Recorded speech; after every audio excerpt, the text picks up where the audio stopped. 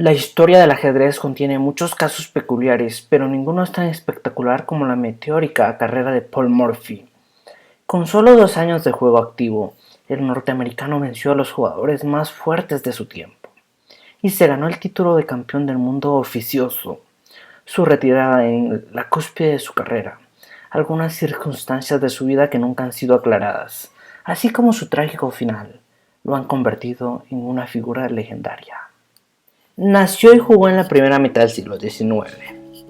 Nunca fue campeón del mundo, por la sencilla razón de que aún no existía un campeonato del mundo como tal, pero se le considera uno de los mayores talentos ajedrecísticos de todos los tiempos. A los 9 años era uno de los mejores jugadores de su ciudad, y a los 12 fue capaz de vencer a uno de los ajedrecistas más reputados del mundo.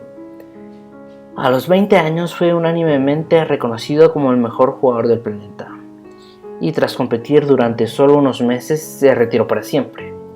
Durante el resto de su vida se negó a volver a sentarse ante un tablero, mientras desarrollaba extraños cuadros de comportamiento, encerrándose en sí mismo y perdiendo la calma si alguien mencionaba la palabra ajedrez en su presencia. Fue el primer genio norteamericano del ajedrez. Transcurriría más de un siglo hasta la llegada del siguiente, Bobby Fischer, y también como Fischer, vivió sus últimos años en conflicto con la sociedad que le rodeaba y despertando serias dudas sobre el estado de su salud mental. Y bueno, pues, esta es la historia de Paul Morphy, la estrella más fugaz en la historia del ajedrez y probablemente uno de los individuos más brillantes del siglo XIX. En 1858, Paul Morphy estaba en el medio de su recorrido europeo, durante el cual derrotaría a casi todos los grandes jugadores europeos de su tiempo. Sin embargo, sus partidas más famosas es contra dos amateurs que lo enfrentaron conjuntamente. La partida en cuestión tuvo lugar durante una ópera. Muchos dicen que era el Barbero de Sevilla, a lo cual fueron Morphy con el duque Karl y el conde Isouard en París. Morphy jugó con las blancas, sus oponentes con las negras. El primer movimiento fue E4. Esta era por mucho la apertura más popular del siglo XIX y sigue siendo muy popular hoy en día. Las blancas toman el centro al mismo tiempo que preparan el ataque con la reina y el alfil del lado del rey, a lo que respondieron con E5. De entre las muchas respuestas que tienen las negras, esta es clásica, simple y muy efectiva. Las negras restablecen la simetría, muestran que van a luchar por el centro y abren las líneas del ataque, a lo que las negras respondieron con caballo F3. La jugada más lógica de las blancas para intentar sacar una ventaja en el segundo turno, desarrollan una pieza con una amenaza. Si las negras no hacen nada, las blancas pueden capturar el peón en E5. Las blancas tienen que responder en lugar de empezar con sus propios planes. Las blancas también se están acercando al enroque y continúan presionando en el centro, a lo que respondieron con D6. Las negras defienden en E5 con otro peón. Esta apertura se conoce como la defensa Philidor, es sólida pero también pasiva, lo cual explica por qué no se la ve mucho hoy en día. Mientras tanto, el peón en E5 está protegido, pero ahora el alfil de las negras del lado del rey no puede salir. Es más común que las negras desarrollen una pieza como caballo C6, que también protege el peón en E5. La tercera jugada fue D4.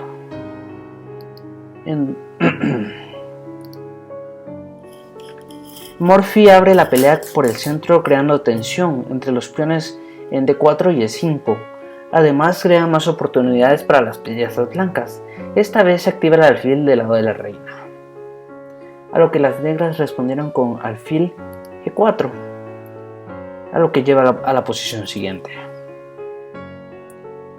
Alfil G4.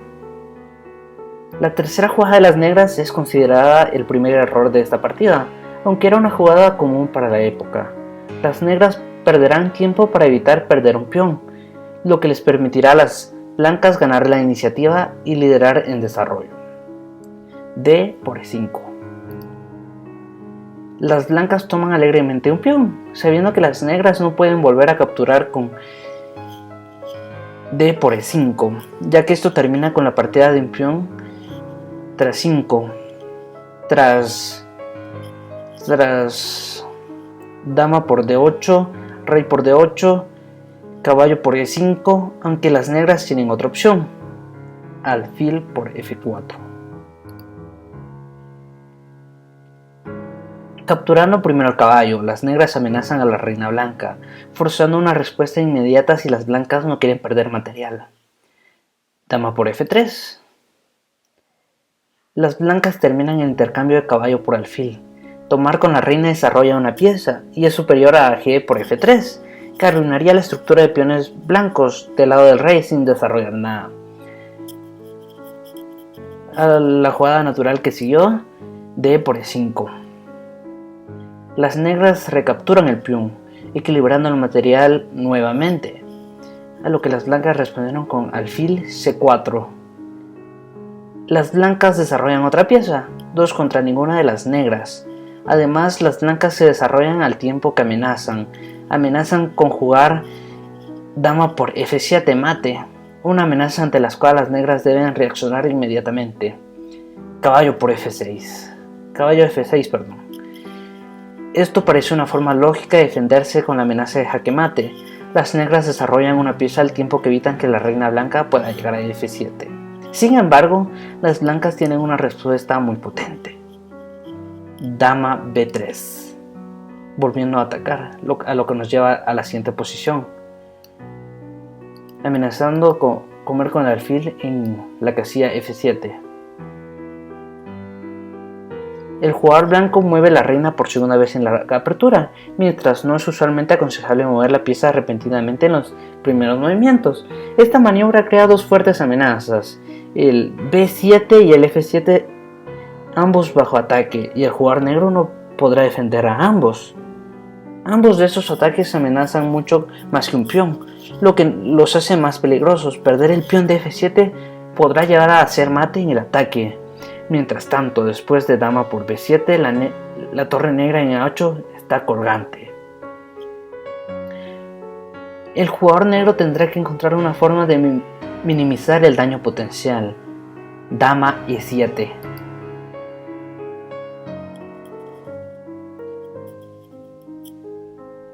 El mejor movimiento es en una posición difícil, aunque el programa de computadora RIPK3 también le da la sorprendente opción a A5, alfil A5. Este movimiento de la dama protege directamente a F7, mientras también limita las ganancias del jugador blanco contra el peón de B7. Si el jugador blanco juega dama por B7, el jugador negro podrá responder con dama B4, forzando el canje de las damas. Desafortunadamente para el jugador negro, dama E7 proviene al alfil de F8 de moverse, lo que hace que el jugador negro no pueda enrocar a tiempo cuando él preferiría alejar su rey del centro. Caballo C3. Si Morphy podría ganar material jugando reina por B7 o alfil por F7, en el último caso el jugador negro no puede jugar dama por F7, ya que la respuesta del jugador blanco de dama por B7 podrá ganar ahora la torre de A8. Y este material hubiera sido suficiente para ganar el juego. Sin embargo, Morphy prefiere concentrarse en el desarrollo, coordinando sus piezas para un asalto directo al rey negro. La mejor coordinación de piezas del jugador blanco y el desarrollo más rápido fuerza al jugador negro a quedarse a la defensiva. C6. El jugador negro utiliza su peón para prevenir al caballo blanco de saltar a los cuadros de B5 o D5. Esta es la mejor manera de defender en contra de un caballo que avanza. Utilice los peones para quitar el potencial hacia adelante de los cuadros. Esto que defiende esta posición. Alfil G5.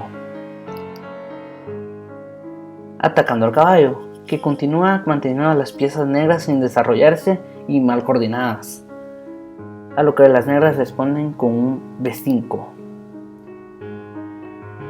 El jugador negro intenta desplazar el alfil blanco y nos lleva a la siguiente posición. B5.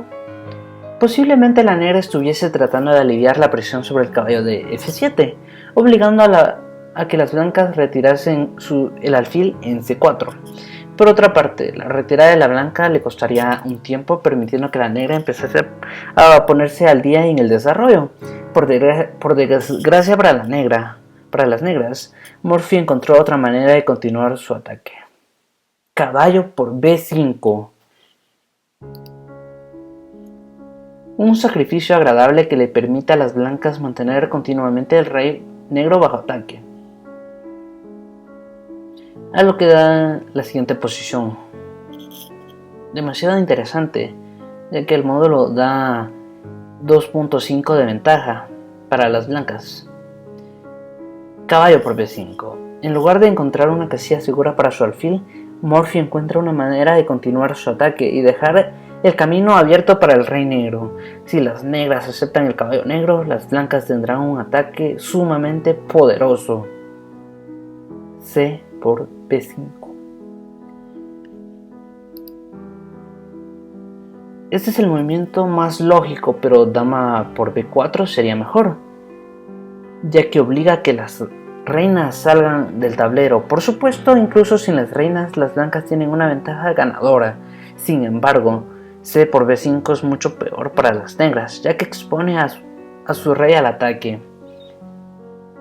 Alfil por B5, jaque. Las blancas conceden un segundo peón por su caballo, mientras que también están obligando a las negras a responder a un jaque. Caballo de B7.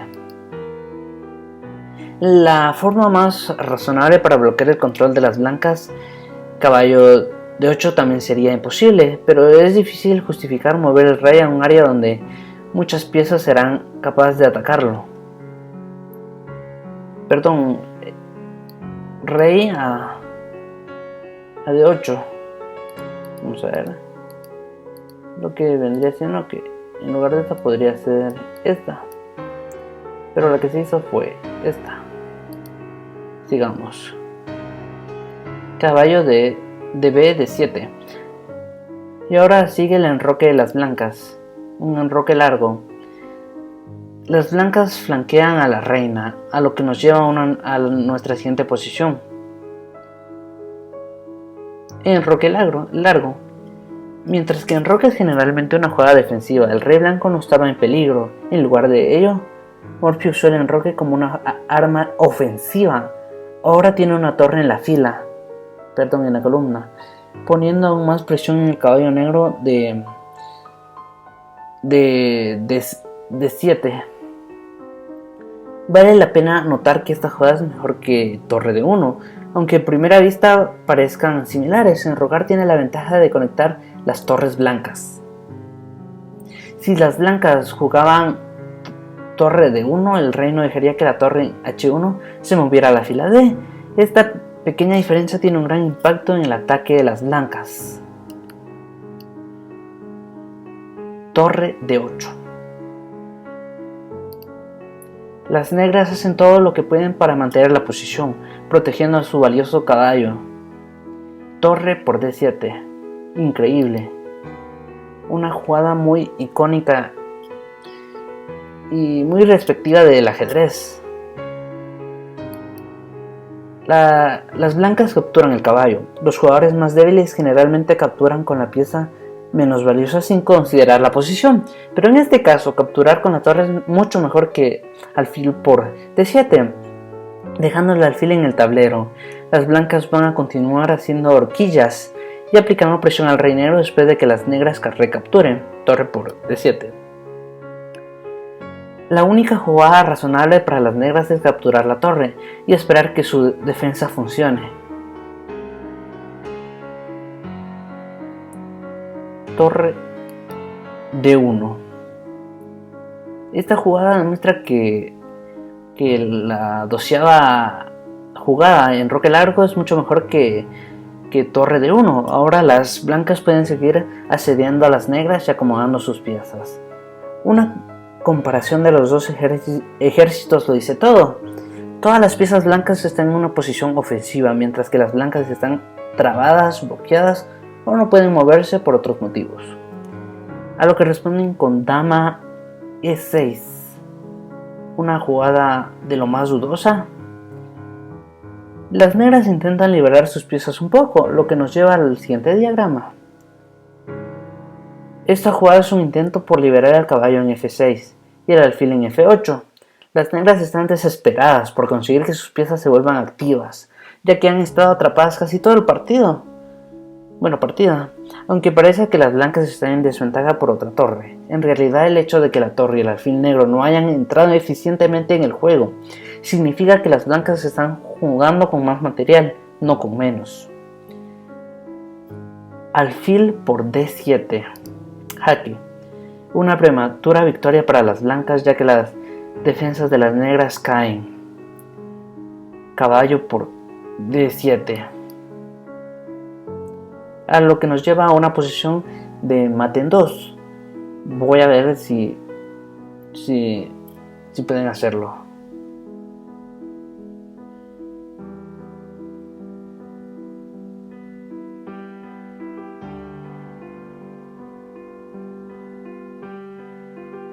Bueno, supongo que ya he encontrado la respuesta, pues la respuesta es la siguiente. Esta jugada nos lleva a nuestro siguiente diagrama y una conclusión apasionante para este juego. Primero, sin embargo, deberíamos echar un vistazo a lo que pasaría luego del otro intento de las negras. Si las negras juegan dama por D7, evitan el mate, pero se encuentran en una posición sin esperanzas. La mejor estrategia para las blancas es dama B8 jaque, a lo que las negras responderían con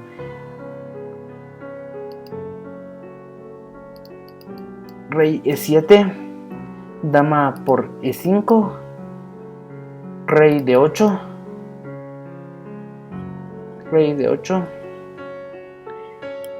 alfil por F6,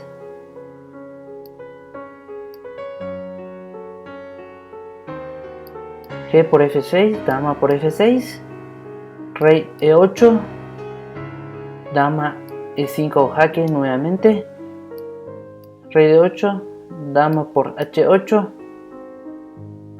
dama por H1 y rey por D1. Con una victoria fácil, es una secuencia larga, una que merece ser jugada en un tablero si no puede seguirla así en una pantalla virtual. Las jugadas de las negras son todas prácticamente forzadas. Si no son cuidadosas pueden recibir un jaque mate fácilmente. Pero sigamos con la partida. Al ser caballo por B7, las negras tratan de mantener una ventaja con respecto a las piezas, pero pierde un bello sacrificio que lleva al mate. De hecho, dama B8 jaque. Wow, normalmente sacrificar a la dama no es lo recomendado, pero por otro lado el rey es mayor objeto de tiro que la dama y este movimiento lleva a un jaque mate forzado. Tras el cambio, caballo por B8, capturar a la dama es la única manera de evitar el jaque mate. Torre por D8, jaque mate. Se hace jaque mate, el rey no puede capturar a la torre blanca, que está protegida por el alfil en G5. La posición final puede verse en la siguiente posición, ya que las negras no tienen ninguna defensa posible. La posición final del juego del teatro de la ópera deja una fuerte impresión. En un recuento de materiales sencillo, el blanco está perdido malamente, pero le quedan dos piezas que están perfectamente coordinadas para dar jaque mate. Este es un microcosmos del juego en su conjunto. Morphy hábilmente desarrolló y coordinó su ejército, y al mismo tiempo previno que el negro movilizase su ejército utilizando ganchos y amenazas constantes. Es común que los principiantes desestimen la importancia de conceptos como el desarrollo, la iniciativa y la coordinación de piezas en favor de un intento de tener más piezas. Sin embargo, los jugadores de todos los niveles deben de tratar de mantener estos factores factores en su mente, ya que pueden valer más que uno o dos peones. De hecho, tomar la iniciativa y ganar una ventaja en el desarrollo para iniciar un fuerte ataque es a menudo una estrategia aún mejor para los jugadores aficionados que para los profesionales. Los jugadores más débiles tienen menos probabilidades de defenderse de forma eficaz contra una táctica arriesgada, por lo que el ataque tiene mucho más valor que uno o dos peones. Muchas gracias.